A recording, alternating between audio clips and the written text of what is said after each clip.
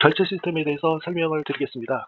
결제 시스템은 여기 어프로벌이라는 메뉴에서 어프로벌을 클릭을 하면 내가 결제할 내용, 그다음에 결제한 내용, 그다음에 내가 결제를 드래프트해서 만든 내용, 상신할 내용을 만든 거, 그다음 결제한 내용 중에서 내가 결제를 승인을 다 받은 내용들 이렇게 구분이 되고요. 그래서 예제로 먼저 결제를 한번 해보도록 하겠습니다.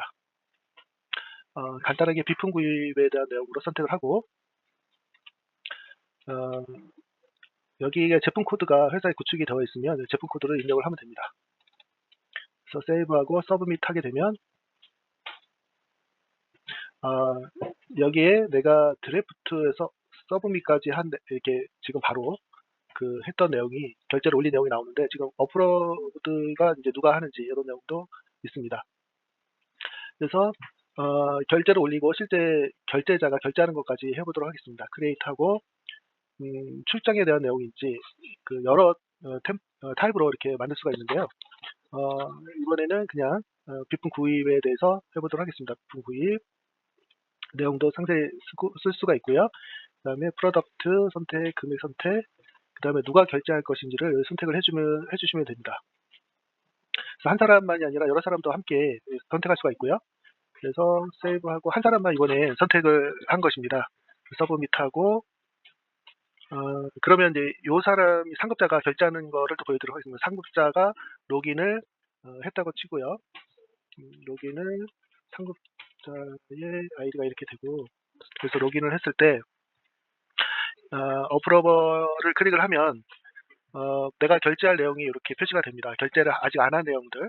그래서 이게 마지막으로 여기 결제 올린 내용인데요. 클릭을 해서 이게 결제를 내가 승인하겠어. 그러면 어프로버를 클릭을 하면 됩니다. 그리고 여기 상세 내용들은 여기 코멘트로 나옵니다. 그래서 이게 참고 문서라든가 이런 것들도 다 참고할 수가 있습니다. 그래서 이것이 가장 기본적인 결제 프로세스가 되고요. 그 다음에 여기 보이는 결제를 처음에 올릴 때 여기 보이는 여러 가지 타입이 있는데 출장이라든가 연차, 그 다음에 상품 판매, 자재 구입 여러 가지가 있는데 이런 거를 이제 사용자가 만들 수가 있습니다. 그래서 사용자가 어떤 작업을 하기 전에 어떤 작업 요청이라는 걸 예제로 만들었는데 이거를 다시 한번 만들어 보도록 하겠습니다.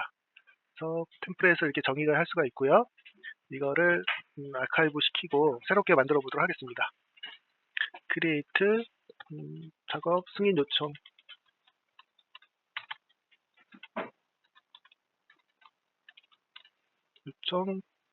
전달 작업 승인. 그 다음에 이거는 폼에 나온 형식들을 여기서 지정할 수가 있어요. 그래서 작업 내용이 무엇인지, 그 다음에 작업자가 누군지, 그 다음에 기간은 어떻게 되는지, 작업 기간을 여기 선택할 수가 있고요. 그 다음에 금액도 여기 선택할 수가 있습니다. 금액을 합계 금액, 그 다음에 어떤 자재를 쓰이는지 여기서 선택을 할 수가 있습니다. 그래서 자재 항목, 자재 코드, 항목, 그 다음에 수량, 금액 할 수가 있습니다. 그래서 이런 폼을 사용자들이 본인에 맞도록 이렇게 만들 수가 있다는 것이 큰 장점이 되겠습니다. 그래서 이거 폼대로 한번 결제를 해보도록 하겠습니다. 크리에이트 여기에 작업 승인 요청, 그 다음에 기간이 언제부터 언제까지 하는 기간은 선택을 하도록 되어 있고요. 그 다음에 작업자가 누군지 이제 선택을 하도록 되어 있습니다. 멀티로도 되고요. 그 다음에 금액, 작업 내용 이렇게 쓰시면 되고, 어떤 자재가 들어가는지 자재 코드, 그 다음에 항목 금액 이런 것들을 여기다가 쓸 수가 있습니다. 그리고 요거를 이제 결제를 누구한테 결제를 할 것인지 여기를 선택을 하고 서브미트를 하면은 결제를 올리게 된 거예요. 그래서 결제 서브미트 보면 여기를 하나 새로 만든 거고, 이제 결제자가 로gin을 해서 결제하도록 하겠습니다. 그래서 로gin을 해서 여기에 결제를 하는 내용으로 이제 내용이 to approval 결제를 해야 될 내용이 여기 나오죠. 그러면 선택을 해서 이제 내가 보고 OK를 했습니다. 이렇게 시스템 사용자가 여러 사람의 결제선을 입력할 수가 있고요. 그 다음에 결제 폼에 대해서 사용자가 정의해서 쓸 수 있다. 이게 큰 장점입니다.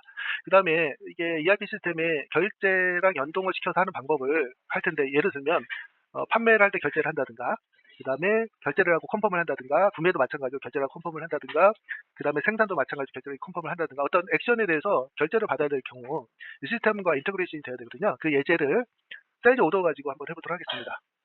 세일즈 오더 크리에이트하고 그 다음에 어떤 거를 이제 판매를 하는 거예요. 이거를 판매를 하는데 금액을 이제 10,000불에 판매를 하겠다. 그 다음에 요거는 이제 크리에이터 어프로벌이라고 이렇게 생성을 해줘요. 그래서 요거는 상품 판매에 대한 거 템플릿을 하고 크리에이트를 해주면 여기에 상품 판매라는 요 내용이 템플릿이 나오고요. 거기에 대해서 이렇게 내용을 적습니다. 그리고 이 제품에 대한 거는 자동으로 들어가 있고요. 어프로벌은 여기서 수동으로 지정을 하도록 하겠습니다. 이것도 이제 자동으로 지정하도록 지정서를 지정해주면 자동으로 들어가도록 되어 있습니다. 서브밋을 해주게 되면 이게 이제 결제 시스템으로 연동이 된 거예요. 그러면 세일즈 오더에 가보면 결제하는 버튼이 없어집니다. 그래서 어프로벌 내용이 승인되면 자동으로 세일즈 오더가 스테이터스가 세일즈 오더가 이제 컨펌이 되어 있다. 이런 상태 자동으로 바뀌게 됩니다. 그러면은 결제자가 이제 이걸 결제해서 이게 세일즈 오더가 컨펌으로 되는지만 확인하도록 하겠습니다. 다시 어드민 계정으로 들어와서 어드민 이제 결제자 계정으로 들어와서 이분이 이제 결제할 내용을 보면 투 어프로브를 보면